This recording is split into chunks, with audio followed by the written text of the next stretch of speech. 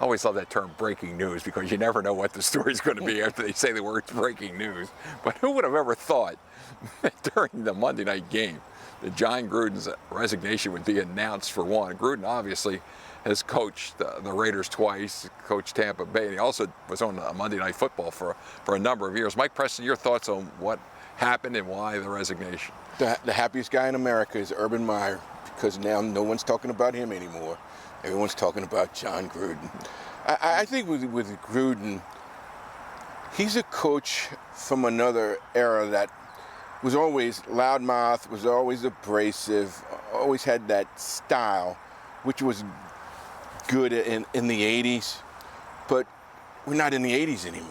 Yeah. You're in 2021, and you could say things back then, you can say things now.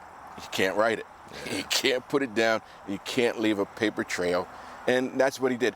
His style, his demeanor just got old. I mean, people want change. There's a different way you have to handle things, handle players, and he was still old school, and the league virtually had enough because there was so much evidence on him. And at first you heard one thing, but then it became overwhelming. The NFL, and they're into the being the image conscious machine that they are. They had to let him go, and he can say he resigned or whatever, but he was pretty much forced out by the league. Now, Bruce, you've been around when coaches were changed during the season, especially in '72. Yeah. What's that like for a player, knowing that the head coach that sort of got them all together for the whole 17-game schedule suddenly has disappeared? Well, it really all depends on where you are in your career. If you're very young, like I was a rookie when they made the change, I was just kind of happy to be there, coming from a Division II school. You know, the guys that I ended up playing with didn't talk to me for 6 months anyway, so because I was a rookie, so it was different. But as you get older, say you're 6, 7 years in, then you're kind of feeling out, and you should be if you're a professional, who's really in charge here? Is it the GM? Is it the owner? And then you just put yourself in that situation. If I play hard, if I'm a player, I have nothing to worry about, or you got to think in other terms because it's political in the front office or certain things are going on. And then it gets really kind of squirrely. But you really have to figure it out. When Joe Thomas came in, he was a player's GM. You may not have liked him and this and that, but if he liked you, you liked him because he paid and you never had to worry about it. I mean, that's an absolute true story. If he loved you as a player, not only did you get paid, you never had to worry about what coach or whatever was going to happen. He was going to have you on your football team. So it's a myriad of a lot of things that can happen in organizations. Well, when it comes to the downfall of Jon Gruden, I think Mike had the right word, and it's evidence. Listen, we've all been around sports. We've all been in locker rooms and talked to guys.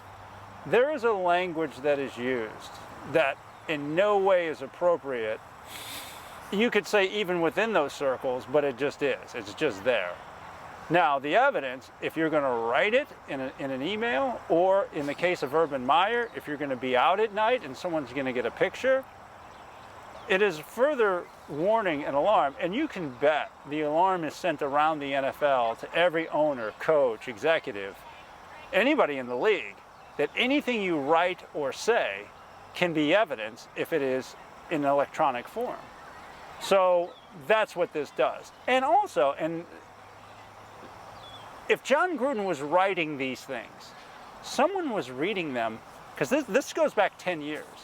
And if it was Bruce Allen from the Washington football team, and he didn't say anything, and that's not the only guy Jon Gruden was writing emails to.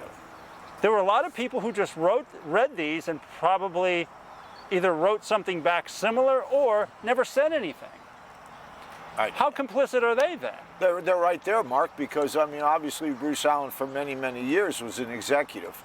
And they have other things other than coaches. But, you know, it's crazy. As we talk about all the years we've all been in locker rooms, I mean, even towards the end of my career in the National Football League, the mid-'80s, I mean, blacks would talk to black players differently. And if you were part of the group, maybe you could join them. But, you know, the words and what they said, you know, you certainly can't take it to Sunday school. Never mind use it on the streets. I mean, it's brutal. It's brutal. What we say to each other in that locker room, and especially in the training room where no coaches can go in, is really brutal. I mean, you wouldn't put it out there, but it's for us in our own world, because that's where we're in, really. We're in our own world. We're in our own cocoon. And when you hear, especially in the training room, what is said here between those trainers and the players and everything, I mean, that stays there. That's never, I mean, it's an unwritten rule. It never even goes out of the training room. I mean, you're talking about God, country, wives, girlfriends, and all kinds of other stuff, if you get my meaning. And it's just, you know, it's incredible. We got your meaning, Bruce. Yeah, I know you do. Somebody stop Bruce before he tells us too much truth. Let me just ask Mike Preston real quickly. Was there any way that Gruden could have come back from this, or I mean, it was just too brutal? I think once it got out the original stuff, about what he said about the NFL Players Association guy, he could have kind of got over that one, but then it just started snowballing. Tom, the key to this thing that I really want to know is who leaked the story to who, because somebody wanted Gruden out, and I'm a reporter, and I know when you have a source, there's a reason why they gave you that story. What's the agenda? Yeah, what's going on there? That's what I want to know. See, I figured you That's could point powerful, that out. Mike. That's powerful, because that's very, very true. See. Because if it was in his own little world, It would have stayed there. Yeah. it would have stayed. No one would have ratted him out. See, I mean, great point by Mike Preston there. I knew he would sort of sum it up perfectly, no doubt about that.